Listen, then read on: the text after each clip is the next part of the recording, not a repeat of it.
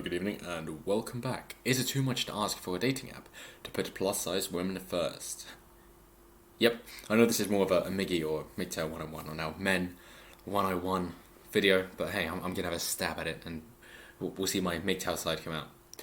So it's too much to ask for a dating app to put plus-size women first? Yes, because then nobody else would fit.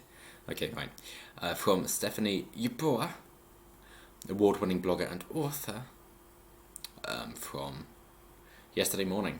Right. I'm spreading my bets and all my rolls on all the apps in my bid to find the one true love of my life, and I'm not shy about letting the world know about my efforts. So, yes, this is my problem, and nobody should talk about it. So let me tell you all about it. Hello, my name is Stephanie. I'm a member of all the dating apps, except maybe Plenty of Fish and OkCupid, because they have preference of I like BBW, you know? The swipe through ones, the meet through friends ones, the pay monthly yet use only the free features ones, and the hobby specific ones. What hobbies do you have? Maybe if you developed your personality more, then your morbid obesity would not be your defining characteristic. And what do you want from a man? If you want him to be earning more than you, be taller than you, be stronger than you, be more intelligent than you, and that's basically earning more than you, unless you want to then combine it with working harder than you, what can he get from you? What, so looking better? So he wants someone to be more attractive than he is? Right. Do you think you fulfill that criteria? Okay. Then maybe you don't want a guy like that. Fair enough. So we all know that dating, either online or in real life, in this day and age, can be an absolute cesspit of annoyance and despair. MGTOW. Yep. You know, on those false rape allegations. So I always thought that to cut down on the time wasting, ghosting, and potential inappropriate messaging, it would be easier to connect with people on apps featuring specific themes or hobbies you have in common. Yes. What hobbies have you got? I like complaining on the internet. Perfect. For me, I suppose that would mean joining dating apps where my specific body type was the preference, as opposed to a hindrance. Like it isn't. Like going upstairs. Saving money on food costs. Although you do save money on gym membership, so well done there. Upon typing in plus-size dating apps, however, I met with a row after row of websites promoting fetishism sites, fat fetish sites, and ads asking me to join the #1 BBW app in the world. You mean people actually want you for your defining characteristic? And this is now a problem? Right. Big beautiful woman, or big breasted woman, yeah sure.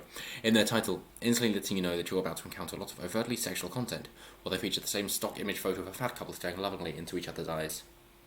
Then be in that photo. That other type of website almost always tends to be a scam site, which leaves you with over-sexualized fetish casual hookup sites. Right. So, you want someone to like you because you're fat, in which case if that's a physical characteristic then there's going to be lust and sexual attraction, but you don't want to be sexualized for it. Right. So, being fat then doesn't matter because you don't want that to be a preference because you're not interested in people who just want aesthetics. But you're saying that you do. Work through your cognitive dissonance, then we'll talk. Somewhere closer we have to count, there'll be popular dating app Woo Plus, which touts itself as the best dating app for plus-size singles. Having been a member of the app for over a year, my experience using it has been quite horrid to say the least. For men being incredibly racist and objectifying, to having a request made for me to do incredibly sordid things with food. I'm at my wit's end. Maybe if you bought the food for me, then I could do it. No, okay, right. Despite the app trying to separate itself from its fetishy counterparts, they still somehow make their way in. Yes, the more niche you are, and if it's about a particular physical thing, then I'm sure people are going to find their fetish. But that's not good for you. If you're making it your defining characteristic, surely you want somebody who likes you, because you are that large. A reason I think there's lack of relationship-friendly plus-size dating apps is because of society and the way in which plus-size people are perceived. Oh, wow. Yeah. Make way. Wide load coming through. I mean, her opinions are very large. On an everyday basis, we're routinely dehumanized to the point of humiliation. Because we are not treated with the same level of basic human decency, love and respect as everyone else, we are automatically reduced to our body parts and are objectified as such. You could actually do something about it, though, couldn't you? I mean, if you're proud about it, then wear it loud and proud. I mean, it's not as if you can hide it, so fair enough. Unless you're one of those people who take a load of photos and just call yourself curvy to try and catfish men who are then disappointed when they meet you. Again, MGTOW. I mean, if you want to go with Pride Month like LGBT or things that people can't change, fair enough. If you're eating too much, no. In that case, what? Can we have a Smoker's pride, particularly for anyone who has lung cancer because of it. Could we have something like that? Or heroin pride, for people who have sold their wives' jewellery. Yes, perfect. Because this was something you could avoid but you didn't. Or alcoholic's pride, for people who have liver cancer. Perfect. Why not? Because, again, these are all options you can choose to avoid. Why not, instead of fat pride, we have diabetic's pride? Be a bit more inclusive. How about that? Heart disease pride. Yeah. No? Why not? Why not? Right, we're mere vessels to be used for the fun, humiliation, and sexual pleasure of others. I agree, it can definitely get a bit tight in there considering there's so much other stuff stuffed inside. But I suspect that people do not see us as human beings who also crave forming tight bonds with others, relationships, security, and love. Damn. It just always gets around. To this day, I still often see stories online from plus-size women who have been shamed or policed by others for having an attractive partner, or for having a partner at all.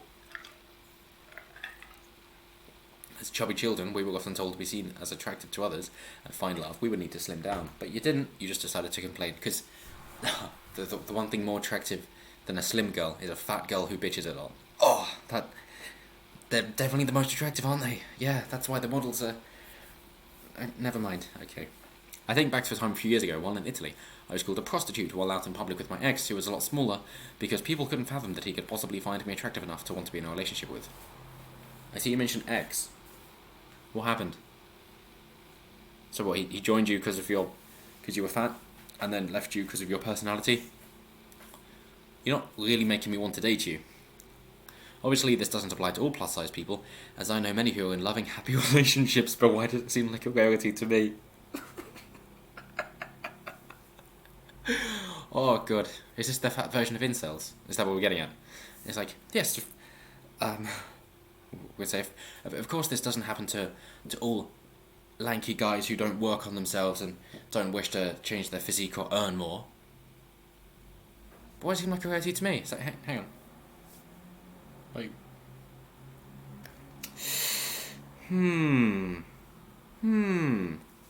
Like, maybe, work on your personality, you know? Maybe? Anyway, one must look to a conventional dating and profile that I am indeed fat in real life, despite adding a series of job dead gorgeous full-length photos to my profile. Be surprised. Drop dead if you're the scales. For there to be any change, society needs to wake up and realise that the fat people are on them. And they're not dreaming, they're dying. Okay, no, sorry. The fat people do not exist for the sexual pleasure, humiliation, and abuse of others. So who can you make fun of anymore? Old people? White people? Fat women are treated with so much contempt that we're routinely dehumanised and mistreated to the point where we're seen as the butt of all jokes when it comes to dating. But it is a big butt, isn't it? It is. We can freely be told to lose weight. Yes. Like men can be told to go to the gym. That we are ugly. So can anyone. Or that we are just good for sex because people don't think about the ramifications of their actions. Oh, I see. You're saying that's a bad thing. The ramifications of their actions. Like, I'm all for Ricky Gervais and Bill Burr, who say fat shaming works, and when they get overweight, they just look at themselves and they say, "Oh, look what you've done. You fat fuck. You really let yourself go." Was it? I think it was either Bill Burr or Ricky Gervais said they should call themselves a fat tub of fuck.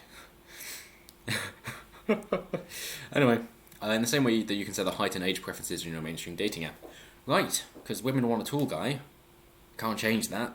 Men want a slim girl. You can change that.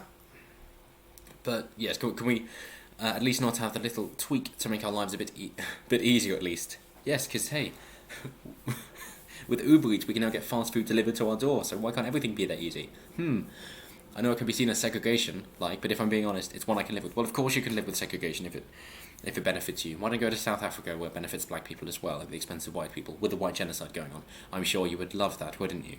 Because it favours you. Ethics don't matter if it favours you. But anyway, yeah, sure, I'm all for that, if there's a demand for it, but you seem to get annoyed when people want you because you're fat. Anyway, that's it for me. I'm going to send this over to Miggy, see what he makes of it. And thank you so much for watching, and I will see you next time.